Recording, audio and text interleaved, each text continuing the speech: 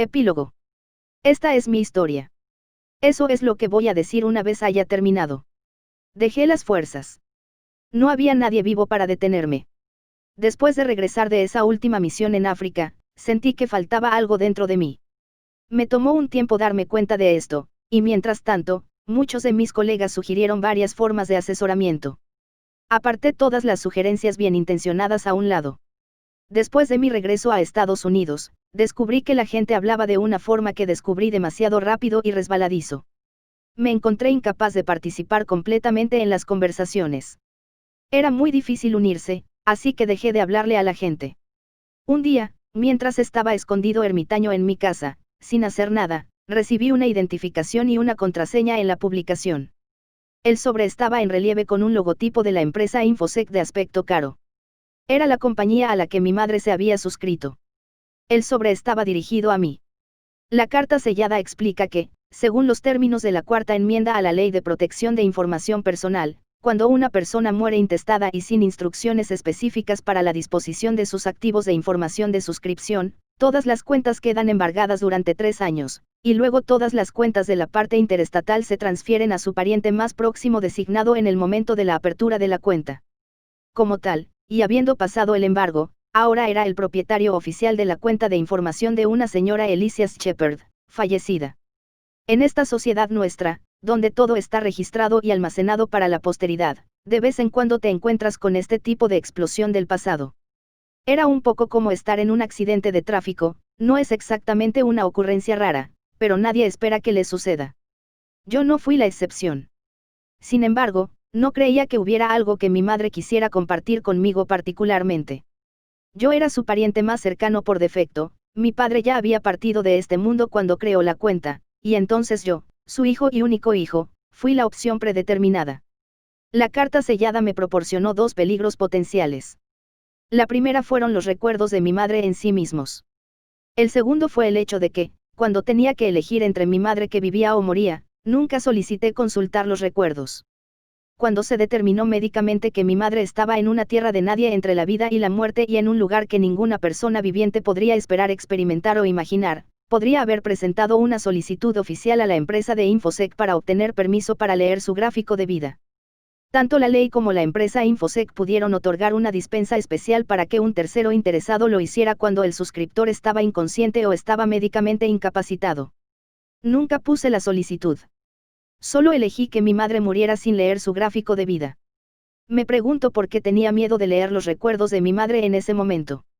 No puedo recordar exactamente por qué más. Todo lo que recuerdo es que estaba vagamente asustado y que no quería. ¿Qué te parece ahora?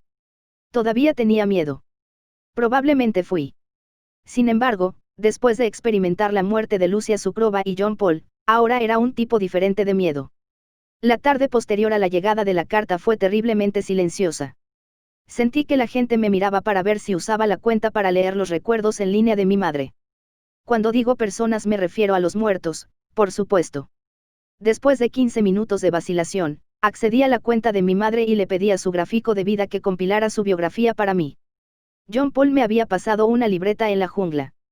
Lo hojeé para leer su contenido, pero estaba lleno de oscura jerga académica, demasiado difícil de entender para mí. Pero había una cosa en el cuaderno que sería útil más adelante.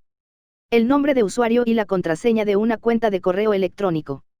Un acontecimiento interesante fue que la prensa de alguna manera descubrió la verdadera razón del abrupto retiro del líder de la mayoría del Senado de la vida pública. Nunca descubrí de dónde vino la fuga. Se formó un comité de investigación y se llevaron a cabo audiencias del Congreso. A pesar de que todo el asunto fue arrastrado a los medios de comunicación, el ex senador parecía impenitente. Hizo una audaz declaración, que nosotros en los Estados Unidos de América siempre necesitábamos el espectáculo de la guerra. En un momento dado, necesitábamos una guerra en algún lugar del mundo. Y, sobre todo, necesitábamos que la tragedia de la guerra sucediera en otro lugar, en algún lugar donde no nos pudiera afectar directamente. Explicó que había llegado a esta conclusión hace algún tiempo, y que solo al ser un testigo de este tipo de guerras, la gente podría autorrealizarse y tomar conciencia del potencial de sí mismos. Esta no era la teoría anticuada de que todas las personas en un país necesitaban un enemigo común para poder unirse como una nación unificada. No. Se trataba de guerras que sucedían en el extranjero, en algún lugar, vagamente, y ser capaz de entender los murmullos, como la música de fondo en un centro comercial. Eso era lo que necesitábamos para el siglo XXI, explicó el ex senador. Y John Paul había sido el hombre indicado para el trabajo, había podido garantizar un suministro constante de guerra. Como ex miembro de las Fuerzas Especiales, y como ex miembro de una unidad de asesinatos de alto secreto de élite que realizó el trabajo sucio del gobierno, me dieron una gran cantidad de tiempo en la audiencia y tuve la oportunidad de contar mis historias nuevamente. Y de nuevo, justo como quería. Debido a mis revelaciones, Washington se sumió en el mayor escándalo del siglo XXI, posiblemente uno de los más grandes de todos los tiempos. Por supuesto, mis acciones violaron la Ley de Protección de Secretos de Estado, que era la razón por la cual sucedió que el capitán de inteligencia de las Fuerzas Armadas de los Estados Unidos, el capitán Clavis Shepard, fue acusado formalmente. Al final, sin embargo, el brazo largo de la ley nunca se las arregló para tratar conmigo. Hubo disturbios en todo el país en esa etapa, y los poderes se encontraron con que tenían peces mucho más grandes para freír. Varios guardias nacionales estatales se encontraron abriendo fuego contra ciudadanos comunes, y, a su vez, sus armerías fueron barridas por los insurgentes que se estaban armando hasta los dientes para defenderse. Finalmente, me senté a leer el gráfico de la vida, bajo los ojos brillantes de mis siempre vigilantes compañeros espectrales. La vida de mi madre, como regurgitada por el software de computadora. La historia del par de ojos que constantemente me vigilaban. Entonces, ¿por qué no había lugar para mí en esta historia? Rastros de la mirada de mi madre. La sensación de que estaba constantemente siendo observado. Estos fueron mis recuerdos de infancia. Y parecía que fueron traicionados. Si la biografía de mi madre de acuerdo con el gráfico de la vida era algo por lo que pasar, apenas aparecía en su vida. No estaba completamente ausente, por supuesto. Los eventos importantes y los puntos de referencia estaban allí, pero con detalles mínimos. Casi como si fuera una idea de último momento. La persona que realmente cobró vida en la memoria de mi madre fue mi padre. Abrumadoramente. El hombre que se había volado los sesos y de repente desapareció de la vida de mi madre. Y, sin embargo, él no había desaparecido en absoluto. No de sus recuerdos. Mamá no me estaba mirando. Ella nunca me había estado mirando. Ahora podía decir con confianza que la persona que había limpiado los sesos de mi padre de las paredes después de dispararse a sí mismo era mi madre. La historia de la vida de todos está entretejida con secciones de historias de otras personas. Mi historia contenía elementos de la historia de mamá, de la historia de Williams, de las historias de Lucía Sukrova y John Paul. Pero la historia de mamá apenas me mencionaba en absoluto. Pero traté de averiguar qué había sucedido realmente en mi pasado entonces. Esa presencia constante, la mirada que siempre sentía en la parte posterior de mi collar. Tenía que haber sido real. Tenía que haber sido.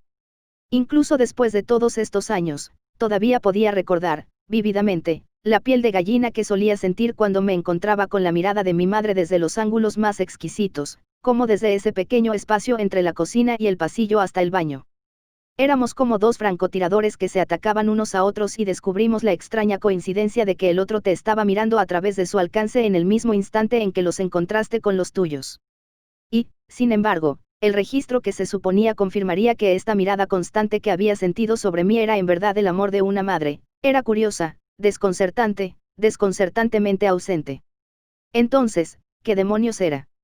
Si pensé que estaba vacío después de esa última misión, bueno, todavía no había visto nada. Porque ahora estaba vacío. Ahora estaba vacío. Ahora había un vacío en mi interior. Y el cuaderno de John Paul llenó ese vacío. Fue un ajuste perfecto. Tal vez fue incluso el caso que el portátil sintió el vacío en mí y me eligió. Así que me siento bastante satisfecho porque había podido incluir muchas formas gramaticales apropiadas en el clip de noticias que ahora estoy viendo. La cuenta de correo electrónico que John Paul me dejó contenía un editor de texto que podía generar una gramática de genocidio para el idioma inglés. John Paul lo había usado para impregnar todo tipo de palabras con la tintura de la muerte. Él había diseminado esas palabras alrededor del mundo. Bueno, eso fue entonces. Esto fue ahora. Estoy tejiendo mi propia historia de genocidio. La gramática de John Paul era, en cierto modo, como una partitura. Como un homenaje, decidí hacer mi versión lo más cercana posible a la música. Así que lo canté y lo recité. El sonido. El ritmo. Recé, deliberadamente, intensamente, quiero que empieces a matarte el uno al otro. Al igual que muchas personas fuera de Estados Unidos ya se han matado entre sí. Mientras tanto, pensé en lo agradable que sería si alguien se da cuenta de lo que estaba haciendo, notó la evidencia simple y funcional de que se trataba de una oración, una canción. Mis palabras comenzaron a tomar forma, y gradualmente penetraron en el tejido del discurso estadounidense. Mis palabras, mis canciones, mis imágenes, mi tono de voz, todo comenzó a filtrarse en la psique colectiva de las personas que miraban, escuchaban o tenían algún tipo de interés en mi audiencia en el Congreso. Incluso si una persona simplemente accediera al registro del Congreso después del hecho, había suficiente estructura profunda latente incrustada en mis discursos transcritos para que mi melodía gramatical ingresara en sus mentes. En poco tiempo, el escándalo original dejó de ser un problema. Me llevé a casa la gramática del genocidio en este país, Estados Unidos, un país que antes nunca mostraba el más mínimo presagio de que una guerra civil pudiera estar gestando. Yo era un titiritero, un dios que cabalgaba en la cresta de una fuerza mecánica imparable, que cambiaba despiadadamente el curso de las vidas de simples mortales. Fue un proceso fluido, casi automático.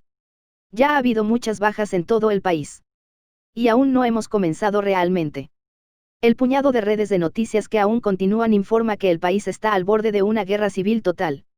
Todavía no ha habido masacres a gran escala que usted pueda llamar genocidio correctamente. Aún no. Pero pronto. Pronto. El aparentemente eterno Starbucks y el otro omnipresente Domino's Pizza han desaparecido. Sabía que esto iba a suceder, por supuesto, así que me había abastecido de suministros a lo grande. El otro día tuve que dispararle a un ladrón que estaba detrás de mi tesoro. Su cadáver aún está en mi pasillo. Me pregunto qué debería hacer con eso. La estructura profunda del genocidio se ha extendido por todo Estados Unidos, rápida y fácilmente, usando el inglés como vector. ¿Ves? Había otra manera de eliminar el riesgo de ataques terroristas en los buenos viejos Estados Unidos de América después de todo. ¿Quién se va a molestar con nosotros ahora? Hemos dejado de comerciar internacionalmente, los mercados de importación y exportación se han colapsado por completo. Ningún país va a tener motivos para estar celoso de nosotros ni para odiarnos más por nuestro imperialismo económico. Ya ves, decidí llevar la carga del pecado sobre mis propios hombros. Decidí que me iba a castigar a mí mismo. Así que tomé América, la América peligrosa, la ruina del resto del mundo, y la arrojé al abismo. Para salvar a todos los demás países, apreté los dientes y decidí sumir a mi país en un Ovesian Bellum Omnium contra Omnes. Fue una decisión difícil. Pero he decidido aceptar la responsabilidad por ello. Así como John Paul aceptó la responsabilidad de las vidas de personas de todo el resto del mundo. Afuera, en algún lugar a lo lejos, puedo escuchar un FN Minimi disparándose de forma automática. Oh, date prisa y mátalos para que podamos tener algo de paz. Estoy tratando de disfrutar mi pizza aquí. No, sigue disparando por completo. El ruido comienza a molestarme. Pero luego pienso en cómo en el resto del mundo todo está más tranquilo ahora. Eso me hace sentir un poco mejor.